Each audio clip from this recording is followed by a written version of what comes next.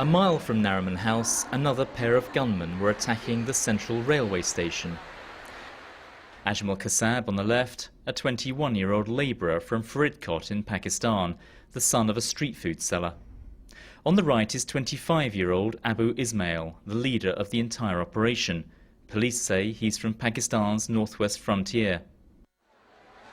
On the night they entered the station, it was, as ever, a seething mass of travellers jostling to board the trains. The terrorists walked into the main station. They went down this corridor into the toilets. They took off their rucksacks and took out their AK-47s, came back into the main hall here and started firing indiscriminately. They killed 54 people. 10:08 p.m. A railway policeman armed with an archaic .303 rifle gingerly moves forward. What a contrast to this image 5 minutes later. Kasab, AK in hand, strides through the station. The two attackers fire off round after round. The attack was swift, effective and virtually unchallenged. In addition to the 54 dead, 108 people had gunshot wounds. We followed in the footsteps of Kasab and Ismail as their plan became haphazard but no less deadly.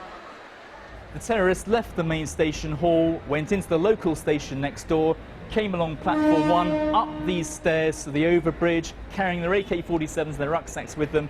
They went across the footbridge, even firing shots at the Times of India building opposite. CCTV cameras captured the moment Kasab descended from the bridge. Look how passers-by appear relaxed, then run for cover as shooting begins. Minutes later, the road is deserted. Kasab emerges, followed by Ismail.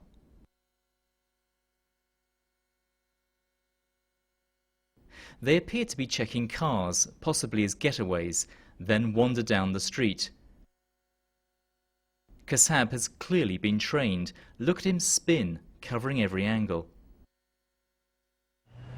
The heavily armed terrorists walked down this lane and soon they passed the Azad Maidan police station on the left-hand side.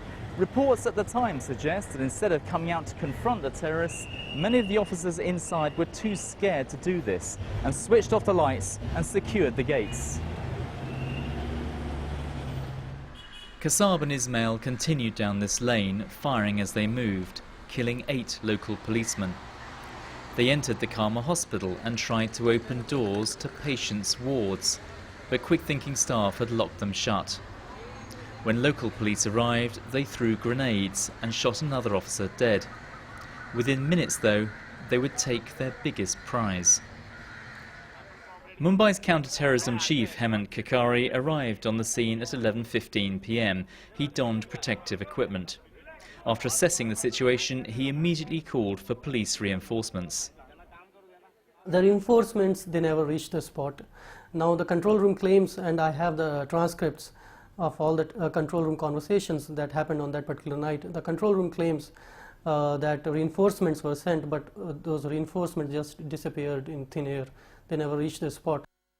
The control room logs reveal that one of the counter-terrorism chief's staff officers radioed in saying, "There's firing at Karma hospital. Send commandos urgently. Please send help immediately." Kakkari and 2 senior officers climbed into a police car and drove down the lane, but Kasab and Ismail had already left the hospital and were on the same road. The terrorists were looking for an escape route. After leaving the Karma hospital, they came back into this lane using these bushes as cover. They saw the police vehicle arriving and fired upon it, killing 3 of Mumbai's most senior counter-terrorist officers. This was a huge and unexpected coup for the terrorists. Intercepts of telephone calls reveal those orchestrating the attacks were jubilant. Again, this is the actual voice of the terrorist mastermind. आप भी दुआ करें, इस्माइल ने माशाल्लाह कमाल किया है, उसने विटी में सारी सही तरीके से तबाही फेरी है। उसके बाद वो वहाँ से बाहर निकला है, बाहर निकलकर एक बड़ा मैदान था सामने ना, यहाँ पे जो रेलवे स्टेशन है उसमें गया था वो, वहाँ से फायरिंग करने के बाद वो दोनों इकट्ठे ना, वो बाहर आए, आज़ाद मैदान एक ग्राउंड है, उसमें उन्होंने वहाँ से इन्होंने फायरिंग की है, मतलब सही इन्होंने ना सीना ठंडा किया है अपना। But the killing spree was far from over. They drove off towards Metro Junction in the police car. You can see them approaching from the left, just before they start firing into the crowd.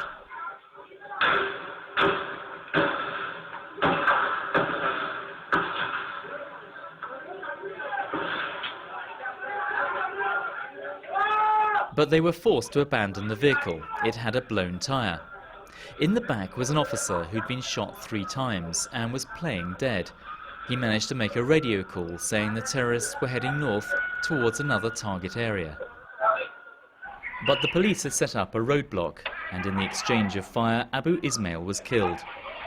After a struggle with the police, Kassab was taken alive, but not before he shot an unarmed policeman.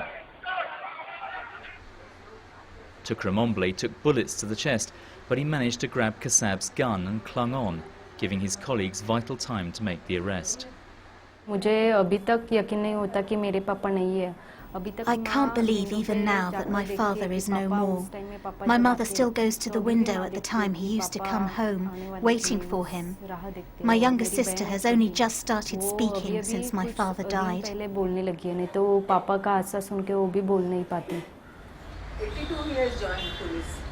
The wife of Mumbai's counter-terrorism chief says he was shot like a dog in the street. Those events still shadow her eyes, but she's angry too. Angry that his calls for help went unheeded, angry that he had to rely on poor equipment. It was substandard jacket only. I came to know it was substandard jacket, helmet was substandard. So he didn't have the right equipment? No. And many officers, did well, but some officers, they ran from the situation also. The Mumbai police was thunderstruck. They were running around like headless chicken. They didn't know what to do. They just picked up whatever they had, like lathis and sticks and some very outdated guns, and they came onto the street without any coherent plan. We came to Mumbai police headquarters to ask about these allegations. I think this criticism, if it is coming, it is very unfortunate, because most of the officers rose to the occasion and reacted as fast as they could. Wherever teams were sent, they were properly armed. They had bulletproof vests with them. They had AK-47s with them. All the modern weapons, whatever we had, they were issued immediately.